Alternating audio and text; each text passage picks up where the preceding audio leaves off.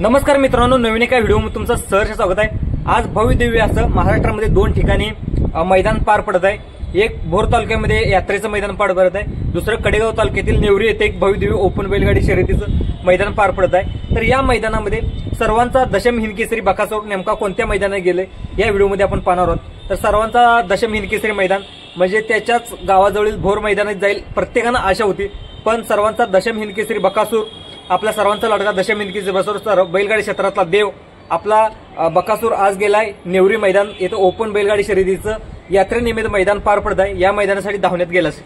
आता प्रत्येकाला प्रश्न पडला असेल की आपल्या सर्वांचा लाडका बकासूरचा पैरा कोण। तर पैरा तर सुद्धा अतिशय चांगल्या प्रकारे असणार आहे। याच्या अगोदर सुद्धा गाडी धावलेली आहे, ज्या जवळजवळ 2 ते 3 प्रथम क्रमांकाची मानकं ठरलेली गाडी। पैरा सुद्धा अतिशय चांगल्या प्रकारे।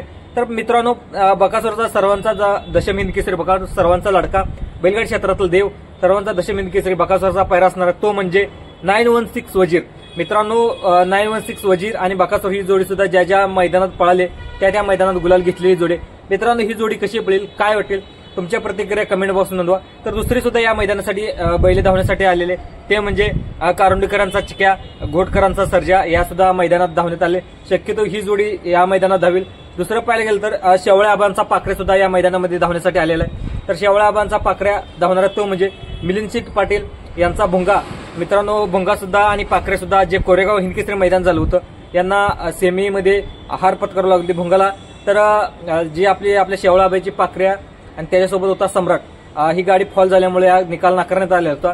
तर दोन्ही गाड्यांना सुद्धा बैलांना सुद्धा थोडेसे हार झाले, त्यांना कमबॅक करण्याचा चान्स या मैदानामध्ये मित्रांनो शेवळे आबाचा पाखऱ्या आणि मिलिंद पाटील यांचा भुंगा ही गाडी आज मैदानात धावली। ही गाडी गुलाल करेल का, ही गाडी कितव्या क्रमांकाची मानकं ठरेल, तुमच्या प्रतिक्रिया सुद्धा कमेंट बॉक्स नोंदवा। तर दुसरं पाहायला गेलं तर कोरेगाव हिंदकेसरीचा प्रथम क्रमांकाचा मानकरी तो म्हणजे स्वराज सुद्धा 855 धामनेरकरांचा स्वराज या मैदानासाठी धावण्यात आलेला आहे आणि तो एका नवीन नंदी सोबत दिसणार आहे तो म्हणजे राजासोबत। मित्रांनो, ही गाडी नवीन नंदी राजा आणि स्वराज ही गाडी सुद्धा अतिशय चांगल्या प्रकारे धावेल।